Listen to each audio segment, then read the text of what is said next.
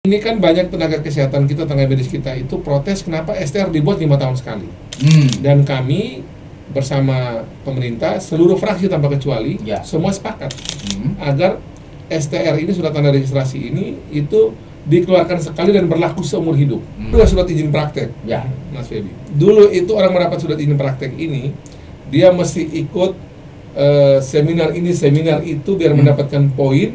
Kemudian ada rekomendasi dari organisasi profesi dia, kemudian inilah menjadi dasar dia untuk kemudian memproses dia punya surat izin praktek terhadap, kalau sekarang itu dibikin di pemerintah melalui yang namanya lembaga satu pintu itu yang mengurus izin-izin ini. Nah, saat ini mereka cukup dengan melakukan apa yang disebut dengan proses yang biasa saja, dinilai oleh oleh pemerintah. Kalau memang mereka sepanjang perjalanan prakteknya tidak ada masalah, tidak ada soal yang juga lebih, mereka sudah bisa dipraktek setiap 5 tahun sekali. Jadi surat izin praktek bisa dikeluarkan dan kemudian perlu diperbarui 5 tahun sekali. Tapi dengan mekanisme yang jauh lebih sederhana dan jauh lebih lebih simpel lah, lebih mudah, dan prosesnya tidak bertele-tele lagi buat teman-teman nakes dan tenaga medis, dan tidak perlu lagi mengeluarkan biaya yang kalau dulu kan mereka mengeluh harus ikut berbagai kegiatan ini itu seminar yang membuat mereka juga membayar macam-macam. Sekarang tidak perlu lagi seperti itu. Akan dibuat lagi lebih ringkas dan lebih murah meriah dan minimal biaya.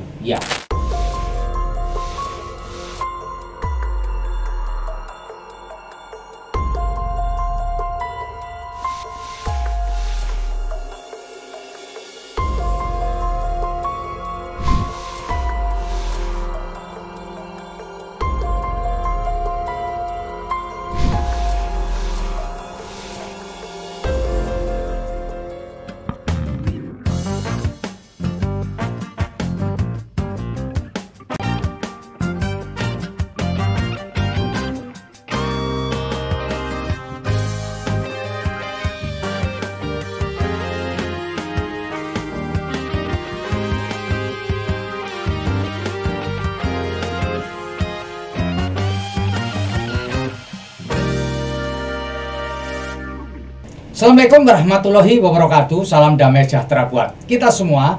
Om Swastiastu, Namo Buddhaya, dan salam kebajikan. Saya Febi Mahendra Putra, Direktur Pemberitaan Tribun Network. Tribuners, 11 Juli 2023 yang lalu, DPR telah mengesahkan Undang-Undang Kesehatan. Undang-Undang Kesehatan ini menjadi kontroversi karena saya menduga memang literasi kita lemah, sehingga bolak-balik yang ditanyakan itu dan itu juga, sejumlah kontroversi memang terjadi. Dan oleh karena itu kami menghadirkan Bung Immanuel Melkiades Lakalena. Beliau adalah Wakil Ketua Komisi 9 DPR sekaligus Ketua Panja RUU Kesehatan. Selamat malam, Bang. Selamat malam, Mas Febi. Luar biasa nih, Bang. Ya, kita sudah mengesahkan 11 Juli yang lalu adalah Undang-Undang Kesehatan, Bang. Sebagai Ketua Panja, Bang, bisa nggak cerita, Bang, dinamika apa yang terjadi sepanjang proses pembentukan undang-undang ini? Kan seru ini, Bang. Silakan, Bang. Baik, terima kasih teman-teman Tribuners yang sudah menyaksikan acara hari ini. Pertama, memang pembahasan undang-undang ini menarik, karena sejak awal waktu penyusunan di Badan Legislasi DPR, di Balik DPR RI, undang-undang ini sejak awal itu sudah menimbulkan pro kontra yang tinggi di publik. Ketika melihat bahwa kok ini naskah kok tiba-tiba sudah ada di DPR RI, siapa yang menyusunnya, apakah benar DPR yang menyusun ataukah pemerintah atau disiapin siapa, itu sudah menjadi pro kontra sejak awal. Tapi bagi teman-teman di Balik waktu itu, saya ketemu juga dengan pimpinan Balik, Pak Supratman ya. Saya tanya, dia bilang pokoknya Pak Mel dan teman-teman Komisi 9, kami menyiapkan dulu, dia punya naskah awal dulu. Misalnya itu baru kita bahas apakah akan dibahas di kami atau dibahas di Komisi 9. Tapi memang sejak awal kami tahu pro kontra ini tinggi sekali. Banyak yang memprotes daripada banyak yang mendukung. Karena memang yang bersuara di awal itu adalah para pimpinan-pimpinan yang memang bisa bersuara di dengar publik. Nah, waktu pada saat pembahasan awal di Badan Legislasi itu sampai selesai menjadi draft yang disetujui di paripurna, memang naskah itu belum banyak diakses publik pada saat awal di Badan Legislasi DPR RI. Kemudian yang bahan ini, Mas Febi, itu diserahkan kepada pemerintah, dan kemudian surat dari Ketua DPR RI Ibu Puan Maharani diterima oleh Pak Jokowi. Ya. Lalu Pak Jokowi menugaskan ada 6 menterinya untuk membahas dengan DPR RI. Dipimpin oleh leadnya adalah Pak Menteri Kesehatan, Pak Budi Gunadisadikin. Kami bersyukur sekali karena pada saat surat diberikan kepada DPR RI, pimpinan-pimpinan kami di DPR RI dan pimpinan kami di 9 fraksi di DPR RI itu sepakat bahwa pembahasannya bukan lagi dibalik, tapi dikasihlah kepada Komisi 9. Ya. Yang memang tugas kami itu adalah urusan isu-isu kesehatan, tenaga kerja, dan kependudukan, sehingga kemudian dikasih ke kami. Dan semenjak kami pegang itu di awal, Mas Febi, jadi awal Februari disepakati di paripurna, dikasih ke Presiden sebagai akhir satu DPR. Lalu ketika kami terima melalui keputusan dari pimpinan DPR dan pimpinan fraksi itu di awal April, kami rapatlah awal mula itu 5 April 2023 antara kami dan 6 menteri tersebut. Ternyata yang menjadi rame juga kemudian adalah data DIM yang dibuat oleh pemerintah itu, daftar inventarisasi masalah, itu 3020 DIM. Itu banyak sekali. Luar biasa ya. Banyak sekali. Itu termasuk yang raksasa lah DIM, itu ribuan DIM itu. Dan yang menarik adalah ternyata pemerintah sudah melakukan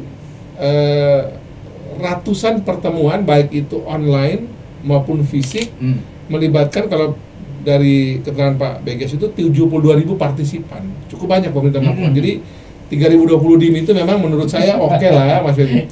Mereka sudah membuat pertemuan demikian hebat itu kan. Dan ya itulah awal mula itu masuk di Komisi 9, dan setelah itu kami menerima bola panas ini. Bola panas yang ternyata dan kerja keras dari semua pihak, teman-teman di Komisi 9, semua juga yang kami terima. Jadi sepanjang kami pegang ini, Mas Febi, itu kami juga membuat namanya konsultasi publik. 11-12 April itu kami buat konsultasi publik, mengundang teman-teman dari fasilitas pelayanan kesehatan, asosiasi rumah sakit, puskesmas dan sebagainya, mengundang dari gabungan pengusaha farmasi, Ganteslab, teman-teman asosiasi perawat, bidan, dokter, semuanya, farmasi, kita undang semua, maupun juga yang mereka menjadi pemerhati kesehatan, para teman-teman dari perguruan tinggi, kita undang semuanya lah, untuk datang bicara di DPR RI di Komisi 9. Dan dalam 2 hari pertemuan itu cukup banyak yang kami peroleh juga untuk memperkuat kami membahas dengan pemerintah. Dan kami juga buat kali kedua itu, Mas Febi, adalah tanggal 10 Mei itu konsultasi publik kedua, masih juga hadir sebagian besar teman-teman dari organisasi profesi juga datang semua. Dan sepanjang kami membahas ini di Komisi 9 itu berbagai pihak yang datang kepada kami dari daerah, dari para petani-petani tembakau malah. Ya itu juga banyak, Mas Febi. Ya gitu ya. Petani tembakau juga datang, mereka memprotes tembakau jangan dihajar habis di undang-undang ini dong. Kan kami juga bekerja di sektor ini, kita juga atur dengan baik. Dan sampai dengan selesai itu kami juga menerima puluhan kali juga mengadakan pertemuan dengan berbagai pihak yang datang untuk kami dengar, kami terima, dan bisa kita masukkan ke dalam undang-undang ini. Jadi cukup panjang lah kita membahas. Dinamikanya luar biasa. Luar biasa, Mas Febi. Nah, dari 3020 DIM tadi yang disampaikan itu, apakah memang soal surat izin praktek ini menjadi satu di antara yang paling seru dibahas? Ini menarik gini, Mas Febi. Jadi undang-undang ini awal mula waktu dari balik itu ada 20 bab dan 478 pasal. Setelah kita bahas dalam beberapa bulan ini, itu ada banyak sekali perbaikan-perbaikan, baik itu substansi maupun redaksional. Itu sekarang terakhir diputuskan di paripurna 11 Juli kemarin itu di DPR RI menjadi 20 bab dan 458 pasal. Yang dalam berbagai bab ini antara lain kita bicara dari mulai ketentuan umum sampai di penutup ini, itu ada juga terkait dengan bagaimana kita membahas bagaimana SDM kesehatan, sumber daya manusia kesehatan, yang dalam hal sumber daya manusia kesehatan ini yang paling penting itu ada kira-kira 2 hal, Mas Febi. Pertama, di situ kita lihat bahwa selama ini kan banyak tenaga kesehatan kita, tenaga medis kita itu protes kenapa STR dibuat 5 tahun sekali. Dan kami bersama pemerintah, seluruh fraksi tanpa kecuali, semua sepakat agar STR ini, surat tanda registrasi ini, itu dikeluarkan sekali dan berlaku seumur hidup. STR keluar satu kali dan berlaku seumur hidup. Jadi apabila nanti dalam perjalanan STR ini kemudian si orang bersangkutan ini ada soal, nanti otoritas terkait, dalam hal ini teman-teman dari konsil atau sama menteri nantinya itu akan semacam proses semacam mungkin penundaan lah semacam itu, tapi STR itu tetap berlaku. Nanti setelah ini bisa diklarifikasi diselesaikan, dia akan berlaku lagi sama seumur hidup. Jadi kalau dulu orang 5 tahun sekali harus ngurus STR-nya, sekarang cukup sekali dalam seumur hidupnya. Yang kedua, surat izin praktek, ya, Mas Feby. Dulu itu orang mendapat surat izin praktek ini, dia mesti ikut seminar ini, seminar itu biar mendapatkan poin. Kemudian ada rekomendasi dari organisasi profesi dia. Kemudian inilah menjadi dasar dia untuk kemudian memproses dia punya surat izin praktek terhadap, kalau sekarang itu dibikin di pemerintah melalui yang namanya lembaga satu pintu itu yang mengurus izin-izin ini. Nah, saat ini mereka cukup dengan melakukan apa yang disebut dengan proses yang biasa saja, dinilai oleh oleh pemerintah. Ya. Kalau memang mereka sepanjang perjalanan prakteknya tidak ada masalah, tidak ada soal yang juga lebih lagi, mereka sudah bisa masuk dan dipraktek setiap 5 tahun sekali. Jadi surat izin praktek bisa dikeluarkan dan kemudian perlu diperbarui 5 tahun sekali. Tapi dengan mekanisme yang jauh lebih sederhana dan jauh lebih lebih simpel lah, lebih mudah dan prosesnya tidak bertele-tele lagi buat teman-teman nakes dan tenaga medis, dan tidak perlu lagi mengeluarkan biaya yang kalau dulu kan mereka mengeluh harus ikut berbagai kegiatan ini itu seminar yang membuat mereka juga membayar macam-macam. Sekarang tidak perlu lagi seperti itu. Akan dibuat lagi lebih ringkas dan lebih murah meriah dan minimal biaya. Ya. Nah, ini apakah ketika menyusun ini ya SIP yang baru ini, surat izin praktek ini, apakah juga mendapatkan masukan yang keras dari Ikatan Dokter Indonesia sebagai organisasi profesi yang selama ini memang menjadi entry point buat SIP gitu? Ya, jadi kalau memang kita lihat memang teman-teman di dokter ini yang paling keras betul dalam hal meminta agar SIP dan STR ini tetap dalam domain organisasi profesi. Tetap dalam domain mereka ya. Jadi semua lah, saya akan menerima teman-teman ini secara pribadi-pribadi atau secara bersama-sama. Jadi memang kami melihat sendiri memang urusan STR SIP ini oleh teman-teman dari organisasi profesi ini memang dianggap harus menjadi domain mereka karena mereka ingin menguji dan mengecek setiap 5 tahun sekali. Tentu dengan mekanisme yang mereka susun seperti yang sekarang sudah berlaku. Nah, tapi juga masukan dari teman-teman dari bawah ini kepada kami, misalnya contoh ketika mereka akan mendapatkan STR ya, Mas Feby, kan mereka melaporkan ikut kegiatan ini, kegiatan itu, kegiatan ini, itu ternyata cukup banyak biaya mereka keluarkan, dan bahkan ada orang-orang tertentu yang kalau memang mereka tidak punya uang itu mereka tidak bisa urus barang ini, dan akhirnya mereka tidak bisa praktek. Nah, sementara kondisi real di lapangan ini memang teman-teman nakes kita, teman-teman tenaga medis kita ini mengeluh bahwa proses yang dibuat oleh teman-teman OP ini menurut mereka terlalu berbelit-belit dan terlalu birokratis, sehingga mereka banyak yang kemudian tidak bisa mengurus STR dan SIP dengan baik.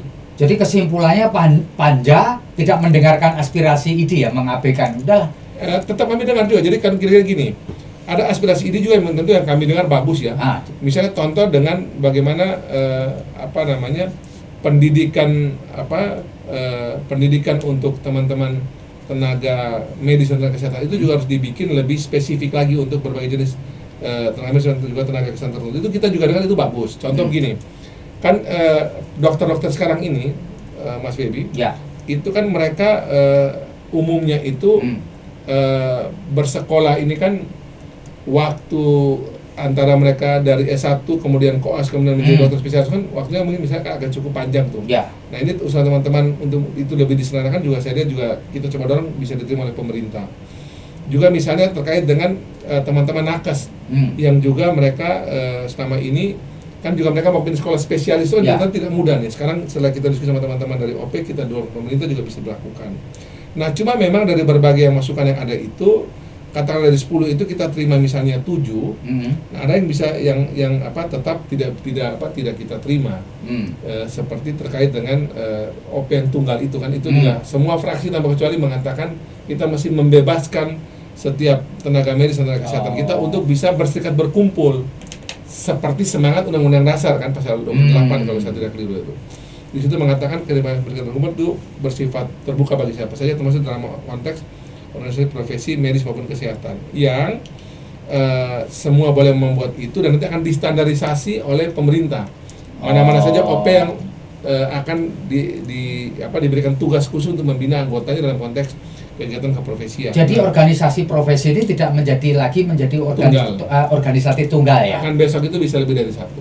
Nah ini pertimbangannya adalah demokratisasi ya. Satu tadi memang terkait dengan persoalan konstitusionalitas setiap warga negara ya. Mau dia berdasar latar belakang apapun juga, yang bersangkutan itu kan boleh membentuk organisasi apa saja. Dan lebih daripada itu memang ya seperti wartawan lah. Wartawan dulu kan cuma PWI Waktu Orde Baru. Nah, sekarang ini kan bebas. Banyak, bebas untuk kemudian bisa beraktivitas, happy aja wartawan kita. Yang penting kan ada standarnya, ada etiknya, ada aturannya yang membuat wartawan di berbagai organisasi apapun yang diakui ini kan juga bisa bekerja dengan baik.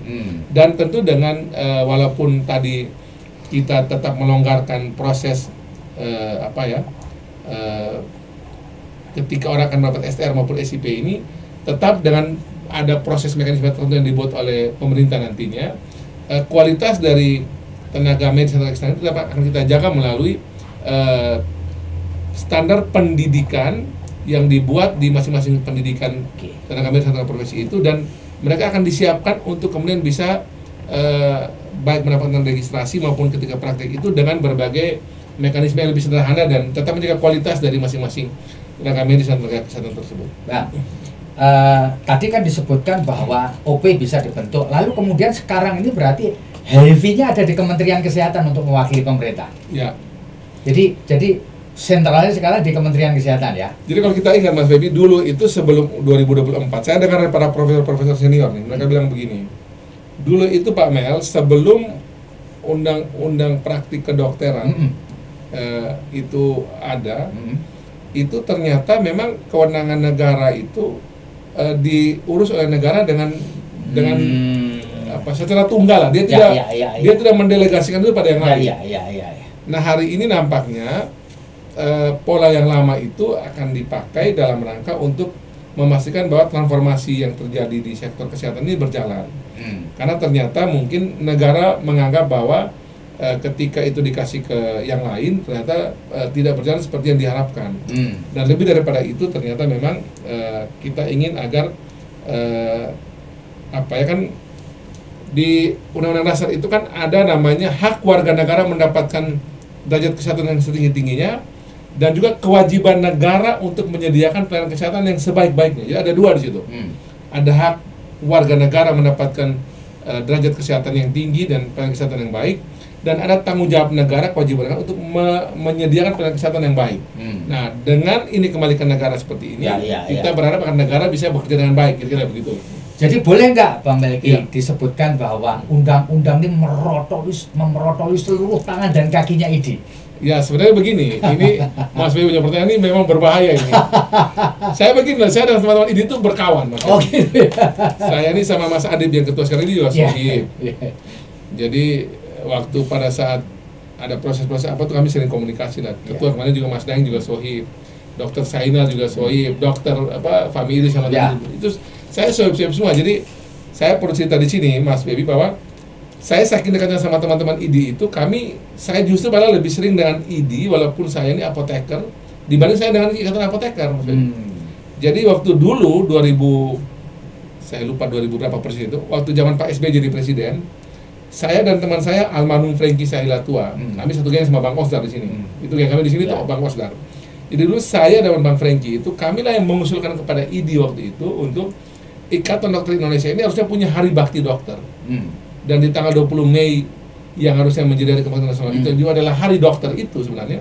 Itulah Hari Bakti Dokter. Jadi situ dokter bisa memberikan dharma bakti dia bagi masyarakat, apapun bentuknya. Kami usulkan kepada teman-teman ID, mereka ngomong sama Pak Presiden SBY, itu dipakai sebagai Hari Bakti Dokter hari ini. Jadi buat saya dan ID ini kami berkawan, Mas Dewi. Jadi ketika saya begini juga itu kami aman lah. Sohib-sohib saya juga itu. Bang, ini juga ada satu masalah atau satu persoalan yang sering jadi polemik, yaitu soal pasal 462 soal yang disebutnya sebagai kriminalisasi tenaga kesehatan. Kalau mereka dianggap malpraktek atau lalai. Tapi di sini memang ukuran kelalaian kan biasanya sebelumnya kan disampaikan kepada organisasi profesi. Nah, lalu kemudian ini diatur di dalam undang-undang ini. Ini gimana ceritanya, Pak? Jadi undang-undang ini mengatur begini. kita dapat banyak masukan dari teman-teman nakes, teman-teman tenaga medis bahwa mereka ini gampang atau mudah dapat kriminalisasi oleh pasien atau keluarga pasien di lapangan. Yang ternyata memang antara yang pasien pahami dengan yang dokter ataupun tenaga kesehatan ini lakukan itu sebenarnya hal yang bisa dijelaskan. Contoh begini, datang pasien nih Mas Febi, masuk rumah sakit, kondisi udah kritis, dipegang dokter maksudnya untuk melewati masa kritis. Pasien ini dilalah meninggal. Oleh pasien kan dibilang ini karena dokter nih megangnya, kenapa sampai tiba-tiba pasien meninggal gitu. Nah, padahal kan ini bisa dijelaskan sebenarnya. Nah, kalau kita pakai pendekatan zaman yang kayak kemarin-kemarin itu kan mudah sekali. Mudah sekali orang membawa agar dokter ini ataupun perawat yang melaksanakan tugas kemudian pasien meninggal ini dibawa ke ranah hukum KUHP langsung. Nah, per hari ini dengan kami juga diskusi panjang dengan teman-teman dari aparat hukum, nah teman-teman dari Polri, Kejaksaan, kita minta agar sebelum masuk di proses hukum itu, biarkanlah mekanisme internal tenaga medis dan kesehatan ini jalan dulu. Nah, di tenaga medis dan kesehatan ada namanya MKEK itu. Mahkamah yang melihat bagaimana kode etiknya dijalankan, apakah sudah benar nih protap yang dijalankan itu. Jadi kalau MKEK setelah meneliti ini ternyata itu benar, MKEK bisa menyerahkan kepada nanti memberi keterangan kepada pihak hukum bahwa ini yang mereka mau sudah benar gitu. Secara medis, secara tenaga kesehatan itu memang sudah buat dengan benar. Bahwa pasien kemudian ada yang sembuh, ada yang kemudian lebih stabil lagi, ada yang meninggalkan, itu kehendak Tuhan. Nah, itu yang perlu dijelaskan kemudian. Jadi kami menjaga betul agar tenaga medis kita dan tenaga kesehatan jangan mudah terkriminalisasi. Ini jadi mereka sekarang tuh bukan langsung masuk urusan hukum. Jadi OP lewat MKEK-nya kerja dulu gitu. MKEK ini sekarang tidak harus di bawah OP lagi. Dia sendiri lagi. Sendiri lagi. Terdiri dari berbagai macam keahlian dan juga dari latar belakang ada di situ. Jadi dalam undang-undang ini yang bisa membentuk MKEK siapa? Nanti ini pemerintah akan bikin peraturan turunannya. PP-nya untuk nanti mengatur bagaimana urusan OP, bagaimana urusan konsil, urusan kolegium, urusan MKEK ini akan diatur. Masuk majelis kode etik itu ya? Diatur situ. Diatur di dalam PP ya? Diatur dalam PP, atau juga nanti ada turun lagi namanya Perpres, atau juga nanti Permenkesnya untuk bagaimana ini bisa di follow up menjadi yang lebih detail, bisa implementatif.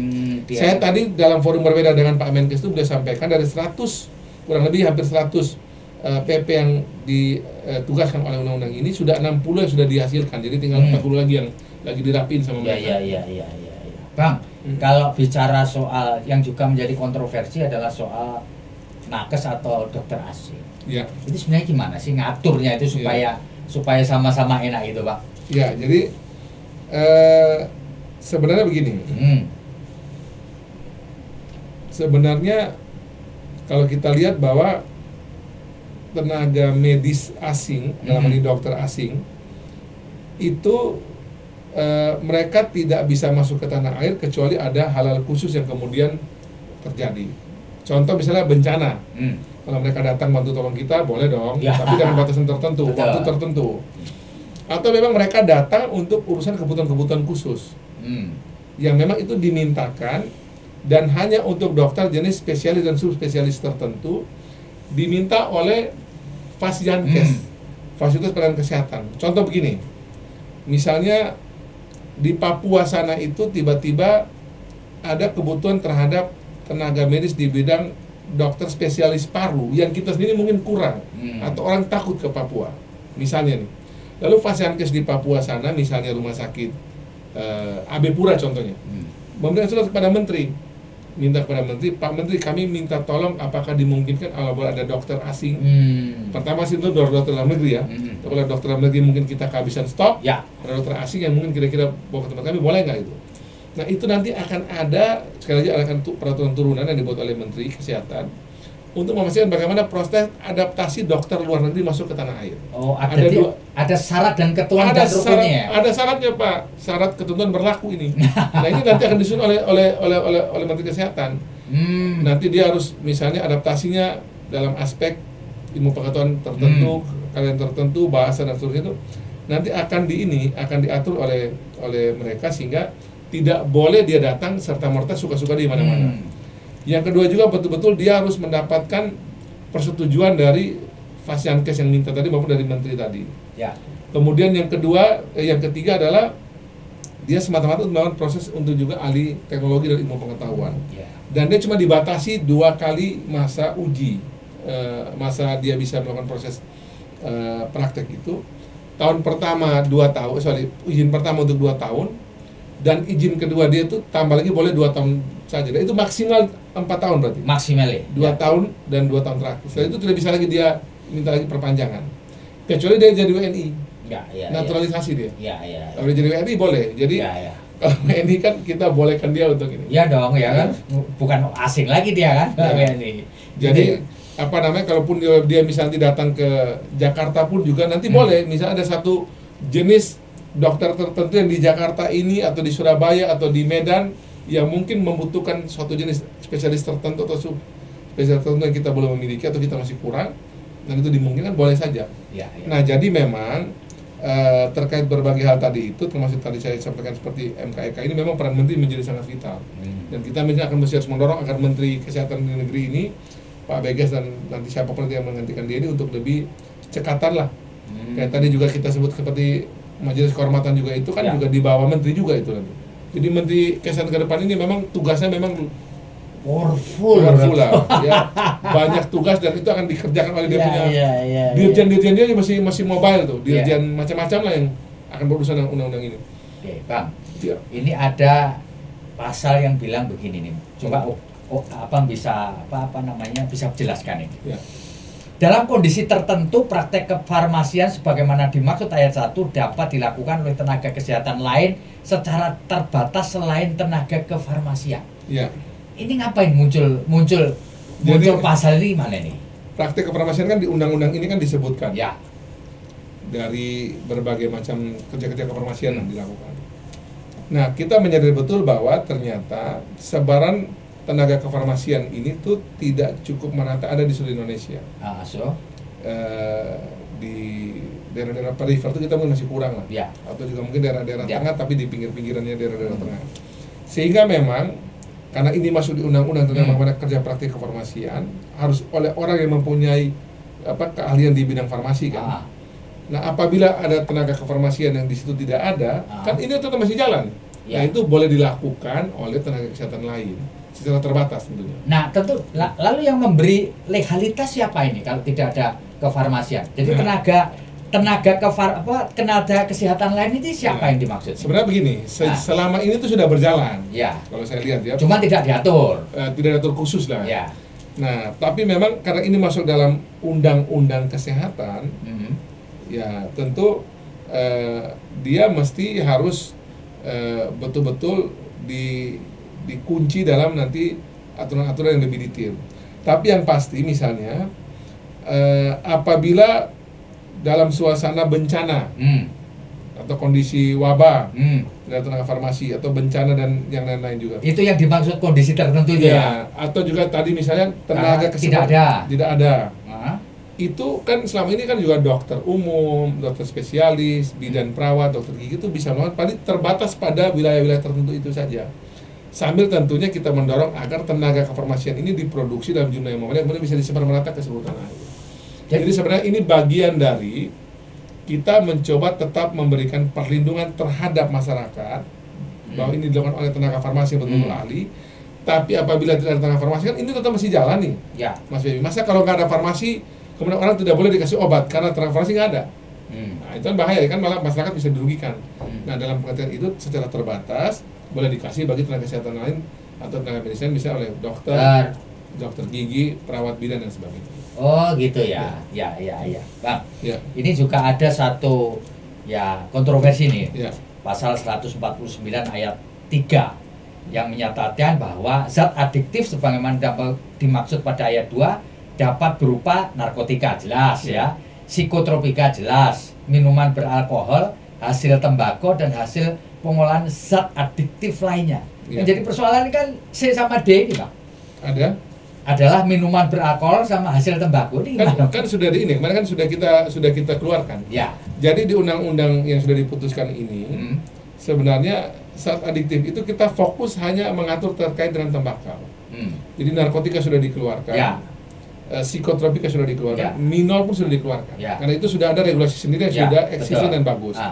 Jadi khusus soal tembakau ini memang kami sudah bagi seperti disampaikan, ada rokok cerutu, rokok daun, tembakau iris dan sebagainya itu. Dan sekarang tuh kita pecah dua sekarang, ya, gimana? Mas Febi. Jadi ada satu yang memang tembakau murni yang dipakai dalam konteks konvensional yang sudah kita buat selama ini. Ada satu lagi itu yang namanya rokok elektronik. Ya, betul, Nah, betul. itu yang kita pecah dua kemarin itu. Ya. Tembakonya diatur sendiri dan nanti akan ada PP tersendiri. Soal ini ya. Ya, sementara kalau ke depannya kan yang kita belum, ya walaupun juga kemarin kita diskusi itu evidence base-nya belum kita temukan cukup kuat, tapi kita lebih kita regulasi segera nih terkait dengan rokok elektronik. Akan nanti ke depan ini rokok elektronik kan bakal berkembang nih. Nah, dia juga masih punya regulasi di undang-undang kesehatan ini. Nah, ini kita lagi minta pada pemerintah agar PP nanti disusun untuk melihat kondisi hari ini maupun ke depan sehingga bisa diantisipasi nih urusan rokok elektronik ini. Nah, Bang, bisa dijelaskan, Pak, dalam pemikiran Panja atau DPR, hasil tembakau ini, apapun turunannya atau bentuknya, mau diapain sebenarnya? Supaya kita jelas, Pak. Dalam alam pikirannya anggota DPR dan Panja, tembakau itu mau diapain dan turunan dari tembakau? Ya, jadi tembakau itu kan kalau kita lihat kan mempunyai fungsi yang satu sisi untuk aspek ketenaga kerjaan kan tidak bisa kita pungkiri dan ekonomi bahwa di sisi yang positif itu dia nyerap tenaga kerja yang besar, baik langsung maupun tidak langsung. Saya cek kemarin 5-6 juta orang bergantung pada urusan tembakau ini, maupun juga pemasukan dari tembakau cukup tinggi. Di saat yang sama, kami masih meregulasi di undang-undang ini bagaimana agar aspek kesehatannya itu harus kita betul-betul jaga dengan baik agar jangan sampai dia kemudian menjadi liar, tidak terkendali, dan makin membuat kesehatan kita makin hancur. Nah, itulah kemudian kita regulasi dalam undang-undang ini, di mana yang pertama untuk tembakau yang umum itu kita regulasi melalui undang-undang yang existing dan juga beberapa pengembangannya yang juga sudah ada di undang-undang sebelumnya maupun juga yang kita kembangkan lagi yang baru untuk mulai memperhatikan terkait dengan bagaimana tanda atau pesan warningnya itu harus lebih kuat lagi. Memang ada perdebatan, Mas Febi. Apakah gambarnya itu masih kita tulis khusus di situ dengan angka yang khusus, ternyata kemudian kita sepakat udah itu di PP aja. Mudah-mudahan jangan ngatur terlalu detail. Nah, yang kedua soal turunan-turunan dari si tembakau ini itu juga sama kita regulasikan secara umum. Tapi kalau dalam konteks yang lebih khusus dari tadi yang elektronik tadi yang akan berkembang demikian pesatnya, itu kita bikin lagi nanti dengan sebuah PP tersendiri. Yang memang sekali lagi karena ini harus kita lihat evidence base di banyak negara, nanti itu kita minta untuk pemerintah agar ini coba diatur dengan lebih spesifik dan khusus sehingga nanti betul-betul bisa menata agar di tembakau tadi itu dan juga turunan terutama yang khusus rokok elektronik ini bisa kita regulasi dengan baik. Bang, ketika kita mencoba untuk meregulasi tembakau dengan segala turunannya, ini kan sensitif karena menyangkut industri besar gitu ya. Sepengetahuan dan sepengalaman Abang, apakah Abang pernah di-approaching oleh pengusaha-pengusaha besar untuk lebih fleksibel lah ngatur soal tembakau ini? Ya, jadi selama ini kalau mungkin juga publik perlu kami beritahukan bahwa yang menentang tembakau ini ketemu kami cukup banyak. Karena itu komandannya kan Prof. Hasbullah lah. Itu komandan besarnya lah. Dan juga kelompok-kelompok yang juga di luar Prof. Hasbullah juga ketemu kami menentang untuk undang-undang tembakau, undang-undang kesehatan ini memberi toleransi buat tembakau ini cukup banyak yang berbagai LSM dan maupun tokoh-tokoh masyarakat yang ketemu kami. Di saat yang sama juga, kami juga diminta oleh teman-teman kami dari komisi yang lain, yang komisi non kesehatan Mel, perhatiin juga dong aspek ekonomi sama tenaga kerja. Sehingga kami itu sepanjang pertemuan urusan kesehatan ini, sekali itu kami pernah resmi datang pabrik rokok, ketemu kami, dan sangat normatif, Mas Febi. Saya pun kaget juga tuh. Mereka datang ketemu kami itu sangat normatif, menyampaikan berbagai catatan mereka dan tanpa ada permintaan apapun dan menawarkan apapun. Terserah pemerintah dan DPR deh, pokoknya. Kami sudah menyampaikan apa yang menjadi keinginan kami. Pokoknya mau regulasi apapun kami terserah pemerintah gitu. Karena buat mereka udah berbuat sesuatu yang menurut mereka sudah maksimal. Ya pemerintah mau ngatur kayak gimana bersama DPR terserah. Gitu. Jadi memang kami itu sepanjang kami bahas undang-undang ini, sekali mereka datang resmi bertemu kami, kemudian menyampaikan mereka punya aspirasi tanpa menawarkan apapun, tanpa menjadikan apapun, dan pokoknya mereka terserah pemerintah DPR, kami ikut saja, Bang. Jadi saya pun agak kaget juga. Kita punya perusahaan-perusahaan industri rokok ini, pokoknya mereka sudah nggak ada beban, terserah kita lah mau di apa. Jadi akhirnya rumusan kami ini juga itu memang bagian dari kita lihat juga pemerintah juga kan ada yang lapor kami juga banyak nih, Mas Baby, dari ya non Menkes lah, minta juga untuk coba diperhatikan aspek-aspek lain di luar kesehatan sehingga jangan sampai kita urus kesehatan kemudian mematikan lain sama sekali. Ini kita jaga keseimbangannya, tetap prioritas kesehatan tapi tidak membuat tidak membuat yang sektor lain juga mati sama sekali. Dan yang penting begini, kami juga membuat ada kawasan tanpa rokok dalam undang-undang ini. Undang-undang ini juga memberikan pesan bahwa penguatan kawasan tanpa rokok juga ini kita berikan.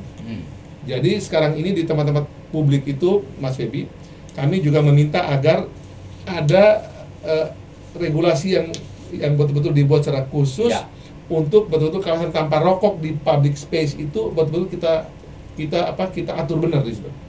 Jadi kalau tidak boleh ada rokok di situ ya tidak boleh ada rokok di situ. Ini kita atur dalam undang-undang ini dengan baik. Saya kira demikian. Jadi sebenarnya boleh nggak saya simpulkan sebenarnya DPR dalam konteks ini Panja itu tidak punya maksud untuk melenyapkan industri rokok. Tidak sama sekali. Karena Komisi 9 ini, Mas Baby, Komisi 9 ini kami komisi yang bicaranya itu isu kesehatan, ketenaga kerjaan dan kependudukan. Jadi kita bicara isu kesehatan kan undang-undang kesehatan. Tapi jangan juga mematikan ketenaga kerjaan. Kalau ini hidup ini mati kan juga kasihan. Langsung dan tidak langsung itu ada 5 sampai 6 juta orang yang harus kita pikirkan. Kemudian juga kependudukan. Kita juga sama tahu bahwa ini undang-undang kesehatan tapi juga punya dimensi yang luas, kita atur dengan baik.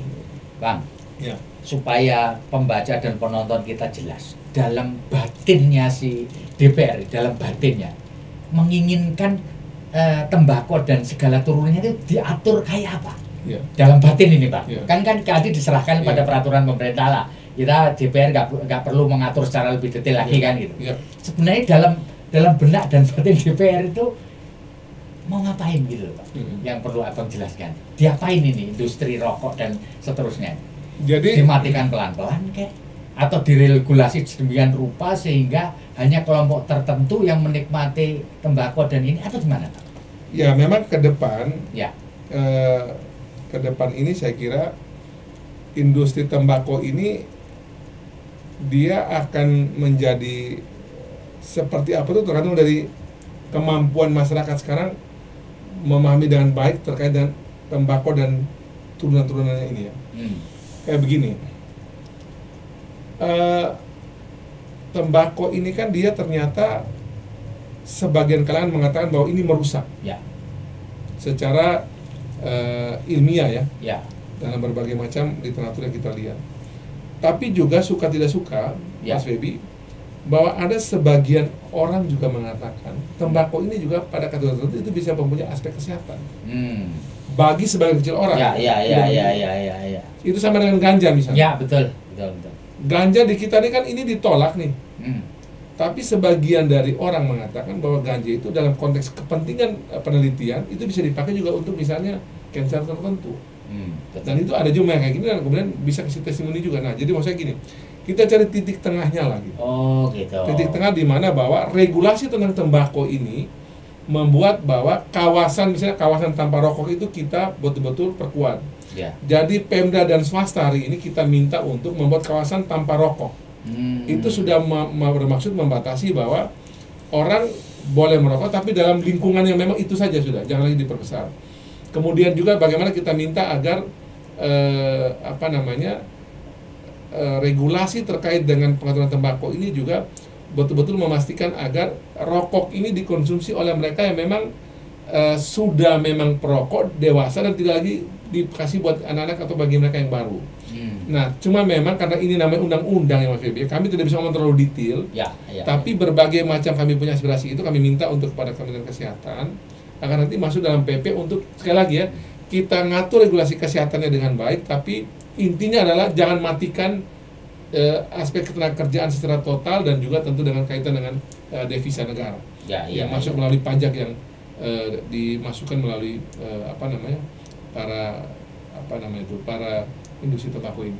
Tapi memang harus dibatasi, diregulasikan agar mereka betul-betul dalam kawasan yang terbatas itu jangan kemana-mana dan menghindari bahwa kemudian tembakau ini bisa malah makin lama makin menyebar. Memang begini, Mana saya juga dapat catatan dari teman-teman Kemenkes dan juga dari yang teman-teman anti tembakau ini. Mereka mengatakan gini, Pak Melki, ini sekarang ini dalam penelitian mereka itu potensi untuk rokok ini berkembang di kalangan orang dewasa itu sudah hampir dikatakan maksimal. Dan ketika di dewasa sudah maksimal, dia akan menurun ke anak-anak. Nah, ini harus dicegah. Oh iya, di situ ya. Di situ. Jadi gini, jadi kalau memang yang merokok di bagian dewasa ini silakan ya, tapi kita cegah dengan nanti pertemuan pemerintah ini agar dia jangan lagi netes ke bawah. Nah, ini yang betul-betul bahaya kalau itu ya. Nah, itu yang kita cegah agar sampai dia sudah di atas, sudah selesai atau sudah jenuh, dia mau turun ke bawah. Ini yang kita nanti ditahan nanti di. Jadi situasi batinnya begitu ya. Seperti itulah. Kebetulan saya ini mantan perokok, hari ini dia lagi perokok, jadi saya bisa merasakan yang susahnya merokok untuk stop, tapi saya juga bisa merasakan bagi orang yang tidak merokok. Saya kan tidak merokok sudah berapa tahun, 10 tahun inilah, kayak gitu. Itu ya. Baik, Bang. Tadi secara tersirat, Abang menyebutkan bahwa proses STR atau surat tanda registrasi dan surat izin praktik di masa lalu panjang, berdiri-diri, mahal, kan itu kan ya. Itu yang itu Bang ya. Nah sekarang apakah Abang mendapatkan masuk keluhan mengenai praktek-praktek yang tidak bagus yang dilakukan oleh ID dan oknum ya, pernah nggak? Ini tadi ini Mas Febi ID melulu kan kita punya organisasi profesi itu kan ada ID dokter, ada kalau farmasi itu ikatan Apotek Indonesia, kalau perawat itu PPNI, kalau bidan itu IB, kemudian PDG itu dokter gigi, ya semacam itulah. Ya karena yang ngetop di masyarakat ya cuma itu. Ya, jadi begini, karena saya berteman sama mereka lama dan saya tahu betul. Jadi ulah-ulah oknum ini mungkin ada di banyak tempat. Oknum ya saya. Iya. Tapi karena oknum ini kemudian banyak tempat itu terjadi, jadi kayak soalnya jadi sebuah sistem. Tapi saya percaya bahwa teman-teman ID yang jadi pengurus ini itu mereka punya niat baik juga untuk memperbaiki, tapi juga mungkin tidak kuat lagi karena memang ini udah turun-temurun. Jadi ketika ada banyak masukan publik untuk memperbaiki itu, dan karena mungkin kan oknum ini kan nyebar di banyak tempat nih, jadi kayak udah kayak sistem nih. Tapi saya melihat ada niat baik mereka juga untuk memperbaiki ini semua. Tapi kan antara niat baik dan kecepatan perubahan ini kan kecepatan perubahan ini lebih cepat nih. Kalau nggak berubah, kayak gini kejadiannya. Tapi saya berharap hari ini teman-teman kami yang di ID dan di mana-mana ini juga ini undang-undang sudah jadi. Itu juga mereka punya langkah-langkah hukum juga kita hormati, yang katanya mau dibawa di mekanisme hukum silakan. Tapi pada saat sama juga saya kira undang-undang ini ada banyak hal positifnya. Itu saya selalu ajak teman-teman saya di berbagai profesi ini, ada hal positif kita sama-sama perbaiki. Sehingga tadi yang dibilang ada berbagai ulah-ulah oknum ini juga kemudian kita juga sama-sama tuntasi dan kita perbaiki bareng. Saya percaya Mas Febi, kalau ID memperbaiki diri, IAIGI memperbaiki diri, kalaupun ada besok lebih dari satu organisasi dokter juga itu tetap mereka paling besar kok. Kan mungkin ada 5 lah yang mungkin diakui oleh pemerintah. Mungkin misalnya dokter ada 5 yang diakui oleh pemerintah. Orang mau bikin 100 pun organisasi profesi, dia bikin ketentuan, dia buat parameter, dia buat semacam aturan, akhirnya cuma 5 yang terbaik yang diambil. 65 itu boleh berdiri tapi tidak diakui lah sebagai organisasi yang dikasih negara otoritas untuk melakukan tugas-tugas keprofesian di bidang masing-masing itu. Kemudian apoteker yang sama, bidan pun yang sama. Katakanlah 5 lah maksimal. Misalnya 95 itu tidak diakui sebagai organisasi biasa, tapi mereka tidak dengan tugas-tugas profesi bersama dengan negara. Menurut saya teman-teman organisasi profesi ini sebenarnya mereka masih punya ruang besar untuk bersama dengan pemerintah untuk membenahi ke depan kalau mereka memang bersama dan jangan lagi berantem kayak kemarin. Jadi undang-undang ini udah jadi dengan segala plus minusnya, banyak hal positif yang bisa diambil dari sini. Yang tidak setuju boleh melalui konstitusi, tapi di lapangan kan kita masih kerja nih. Kita nggak bisa nunggu ini barang kan sudah disahkan, kita mesti kerjaan dengan yang ada ini, Pak. Oke, Bang, ini sebagai pamungkas dari ngobrol kita, silakan Abang memberikan closing statement terutama kepada orang-orang atau para pihak yang ada kaitannya dengan undang-undang kesehatan ini. Silakan. Baik. Pertama, Mas Febi, saya terima kasih dulu buat teman-teman dari Tribun yang sudah mewakili publik lah, mewakili teman-teman dari media massa yang mengajak kami untuk bisa diskusi, berbicara, sharing tentang berbagai cerita di balik undang-undang ini dan juga isi di dalamnya. Yang kedua, terkait dengan undang-undang ini, yang paling penting itu begini, undang-undang ini memastikan bahwa negara hadir di berbagai tempat pelayanan kesehatan, negara hadir di semua tenaga medis, tenaga kesehatan dan SDM kesehatan, dan negara hadir untuk memastikan bahwa seluruh perangkat kesehatan yang dimiliki oleh negeri ini berfungsi pada saat dia normal maupun darurat. Dan setiap pihak yang terkait dengan urusan ini itu mereka bisa bersama-sama dengan negara, dalam hal ini pemerintah dan DPR RI kan Komisi 9, untuk bisa merumuskan berbagai mimpi-mimpi kesehatan ke depan. Ada satu hal yang menarik sebenarnya, tadi mungkin kita belum sempat mendalami, Mas Febi, terkait dengan mandatory spending. Mandatory ini kan spending, yang juga banyak orang bertanya, kenapa sih DPR mencabut 5% dari undang-undang lama yang ada, kemudian kita bikin tanpa angka di undang-undang kali ini.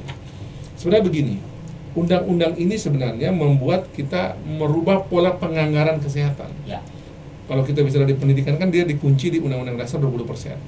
Undang-undang ini untuk kesehatan itu tidak ada angkanya. Angkanya sama sekali dinolkan. Tapi undang-undang ini dia punya suatu mekanisme penganggaran, suatu pola perencanaan pembangunan kesehatan ke depan yang namanya RIBK, Rencana Induk Bidang Kesehatan, yang di Rencana Induk Bidang Kesehatan ini pemerintah, Kemenkes dan juga semua lembaga kementerian terkait lain, DPR di Komisi 9, kami akan membahas berbagai program-program dengan input yang jelas, dengan output yang jelas dan terukur terkait dengan berbagai program kesehatan kita ke depan. Bagaimana menurunkan angka stunting, angka kematian ibu dan anak, dan sebagainya itu akan diatur dalam atau akan dibahas dari RIBK ini. Yang itu nanti semua penganggaran pun juga nanti akan menginduk ke situ.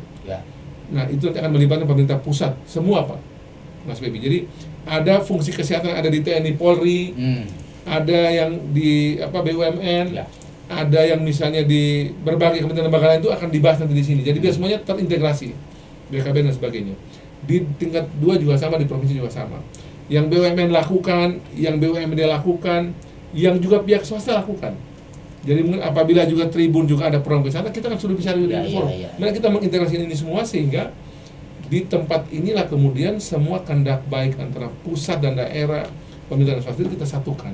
Sehingga anggaran nanti itu kita betul-betul efisienkan di sini sehingga betul-betul program kesehatan kita itu terukur dan betul-betul bisa mencapai target-target pembangunan kesehatan yang ingin kita capai ke depan. Jadi saya kira Mas Febi dan para tribuners sekalian, undang-undang ini memberikan ruang bagi kita untuk bisa membenahi sistem kesehatan kita dengan baik, menggerakkan semua potensi kita dengan baik di lapangan dari pusat ke daerah, dan juga memastikan bahwa transformasi kesehatan berjalan. Pelayanan kesehatan sampai tingkat daerah juga yang sekarang Menkes juga lagi membuat yang namanya merapikan 514 rumah sakit umum daerah yang selama ini mungkin kepayahan, mau dia bikin agar, dan itu kami dukung penuh dengan anggaran yang juga kita topang untuk memastikan bahwa semua rumah sakit umum daerah sampai tingkat 2 itu bisa melaksanakan fungsi KJSU yang menjadi 4 penyakit mematikan, kanker, jantung, stroke, dan ginjal. Nah, ini akan diisi dengan barang-barang yang alat-alat kesehatan yang bagus. Nah, kesehatan juga yang bagus di bidang ini sehingga nanti memastikan kesehatan berjalan dengan baik di lapangan. Dan undang-undang ini, Mas Bim, ini adalah membuat paradigma kita paradigma sehat. Masyarakat akan dicegah untuk tidak gampang sakit, dia punya kesehatannya bagus sehingga dia betul-betul menjadi manusia yang produktif. Tidak gampang sakit lah undang-undang ini. Tapi kalau nanti dia benar-benar sakit di ujung negeri mana aja, dia punya akses yang memadai terhadap pelayanan kesehatan yang ideal di negeri ini. Panjang sih Mas, mau ngomong soal undang-undang, tapi udahlah ini cukup dulu. Ini sementara cukup ya supaya kita bisa memberikan edukasi bertahap lah, Baik, terima kasih Tribuners. Ngobrol kita dengan Bang Immanuel Melkiades Lakalena, Wakil Ketua Komisi 9 DPR Republik Indonesia sekaligus Ketua Panja Rancangan Undang-Undang Kesehatan. Moga-moga obrolan kita memberikan manfaat buat kita semua. Saya Febi Mahendra Putra pamit undur diri. Assalamualaikum warahmatullahi wabarakatuh. Salam damai sejahtera buat kita semua. Salam, Om Santi Santi Om, Namo Buddhaya, salam kebajikan dan jangan lupa tetap bahagia.